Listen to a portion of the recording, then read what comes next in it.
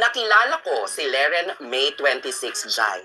And alam nilang mag-best friend na wala na kami that time. We broke up a couple times na early this year kaya magulo na talaga. Nakikipagbalikan siya. Richie Rivero, nagsalita na naman. May panibagong talak sa mga isyu nila ni Andrea Brillantes. Matapos umamin sa kanilang relasyon ni Los Baños Laguna Councilor Leren May Bautista, ay palabang sinagot ni Richie Rivero ang mga isyung may kinalaman sa dati niyang nobya na si Andrea Brillantes. Nilinaw ni Richie na hindi raw third party ang current girlfriend niya ngayon na si Consi Leren. Hindi third party si Leren. Alam nila yan. Huwag silang pa-clickbait para makuha ang simpatya ng tao at sirain kami. Mag-move on kami ng maayos na walang nasasaktan dahil hindi na ako papayag na may madamay pang iba para lang sa good publicity nila. Mensahe ni Richie na ipinadala niya kay Jaiho na binasa naman nito sa programang Marites University.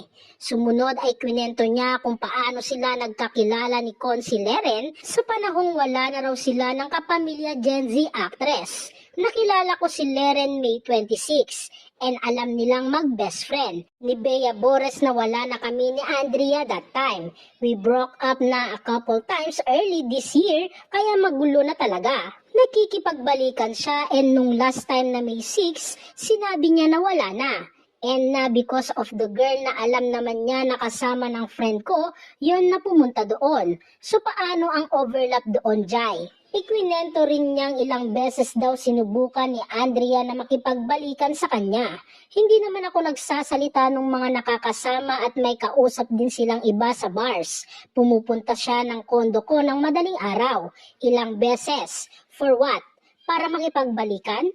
Nag-yes ba ako? Hindi, kasi ayoko na. And sinabi ko yan sa kanya ng paulit-ulit. So I am the bad person here for not publicly telling everyone that I am single. She asked me not to let people know muna kasi baka masira ang image niya. Tapos nung hindi ako pumayag makipagbalikan, sisiraan ako bigla. Nanahimik ako sa detalye at tiniis lahat ng gawa-gawa nilang paninira dyan sa mga laundry na yan. Sa mga gamit sa bahay para lang pagbigyan ang coping mechanism nila. Pero sobra na. Wala naman nang mawawala sa akin. So bakit di ako magsasalita kung gusto pala nila ng detalye at hanggang ngayon hindi sila matigil sa kahibangan nila sa buhay ko. Dagdag pa ng basketball player, kaya raw niyang ikwento ang lahat ng pangit sa isang taong relasyon nila ni Andrea. Pero hindi raw niya nilalabas sa publiko dahil may respeto raw siya sa ex-girlfriend at pinagsamahan nila. Hindi rin daw siya papayag na madamay ang future niya dahil sa pangit na nakaraan nila. Finally nga, nalaman na natin ang other side ng hiwalayang Andrea at Richie pero tanging silang dalawa lamang ang nakakaalam kung sino sa kanila ang nagsasabi talaga ng totoo.